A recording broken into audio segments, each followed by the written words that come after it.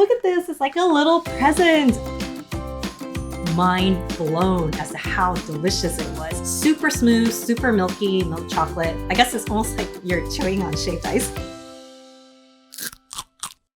It is summertime, actually kind of close to the end of the summertime, but during the summer, I love a nice cold icy dessert, whether it's ice cream, popsicles, and in today's review, shaved ice, specifically Kakigori from Japan. I got this snack from a Japanese supermarket, and they are going to be the Look Ujikintoki chocolate snacks. And for those of you joining for the first time, I'm Yun. At NoshFinder, we are here to bring people together through flavors, and I'm really excited to be bringing together this particular snack because I absolutely love Kakigori. But what is Kakigori and what is Ujikintoki? I am going to let you know what it is right now. So Ujikintoki is actually a traditional Japanese matcha green tea shaved ice dessert. The dessert is actually named after the city of Uji in the Kyoto prefecture. And I gotta recommend that you go to Uji when you get a chance. There are like tea fields and little matcha tea shops and desserts that you can get matcha desserts. Really, really quaint town and really, really fun, especially if you want to learn about matcha and you love matcha.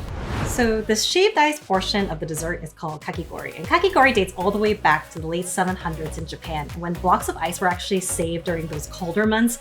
And during those hot summer months, they would be taken out and made into shaved ice for Japanese aristocracy. They would be shaved and served with a sweet syrup, and they actually became more accessible in the 19th century when ice actually became more available to the public during the summertime. So the first Kakigori store was actually opened in Yokohama back in 1869. So the traditional way of making Kakigori is actually taking a block of ice, and usually the block of ice is made of like mineral water and has a really great fluffy texture, and they would spin the block of ice on a hand crank machine and a shaving blade to make that fluffy snow cone-like texture. It's different than a snow cone though, like the snow cone in Hawaii, because the texture is more reminiscent of snow. It's actually fluffier, smoother type of consistency. So when you're eating it, it's almost like you're eating fresh snow with like this amazing sweetness and toppings that are part of it. So in the summer months, you can actually find Kakigori pretty much anywhere in Japan, and you can find them in Kakigori parlors, restaurants, convenience stores, and even in festivals. There's a flag that you usually can see. There's a sign for Kori, and it's a common way to show that an establishment is actually selling Kakigori.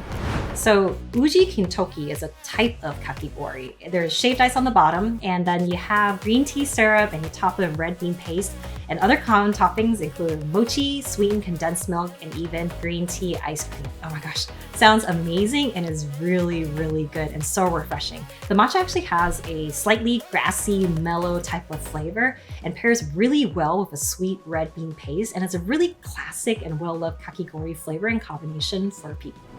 So I'm really excited to be trying out these chocolates to see how close we are to the actual dessert itself. I remember the first time I had Kakigori, I was mind blown as to how delicious it was.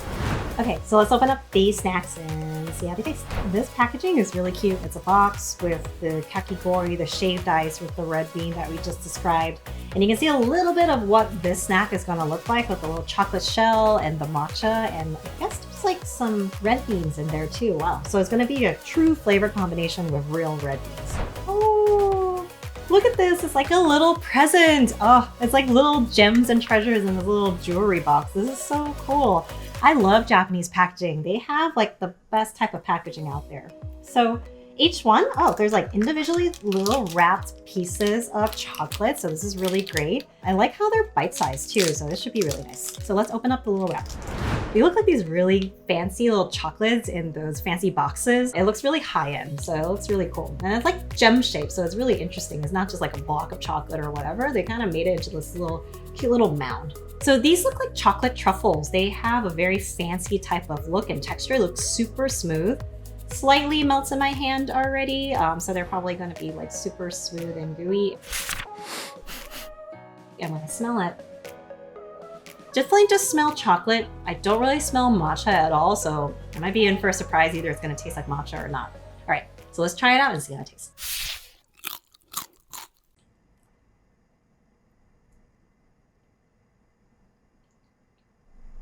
Wow, these are delicious. The chocolate is not too sweet at all, which I think I realized with a lot of Japanese chocolates. They're far from sweet. They're just like the subtle amount of sweetness. Super smooth, super milky milk chocolate. And in the middle, there's like this little bit of this green type of texture. I can't really pinpoint what type of texture. It's like a crunchiness to it. I guess it's almost like you're chewing on shaved ice. I love the matcha texture. I love the matcha taste. Has a nice strong green tea. It's not sweet at all. So it really offsets against the chocolate. It has a little bit of that grassiness, not too much bitterness. It's just really light. Inside the matcha, there's actually some texture in it. It actually is the greeniness coming from red bean. And red bean in Asian cultures is actually a sweet red bean type of flavor. And it's light and subtle, with a little bean taste, but there's a grittiness to it, kind of like kidney beans. And with the matcha, it just goes so well. There's like layers of flavors with the smooth chocolate, the crunchiness from this matcha middle, and then there's the grittiness from the sweet red bean paste. So I think it's really, really delicious, and all the flavors combined are absolutely delicious. I really, really like this. I love desserts that are not overly sweet, and this is exactly the type of dessert or candy that I really enjoy. So that I would give this snack a NoshFinder rating of 5 out of 5. So good. Have you tried Kakigori before? If you have or you haven't, leave a comment below and let me know. And if you tried it, let me know what flavors you like. Thanks again for tuning in to NoshFinder today. Hope you enjoyed this video. If you want to check me out on the daily, be sure to check me out on Instagram at NoshFinder. And I will see you next time as I review more unique snacks.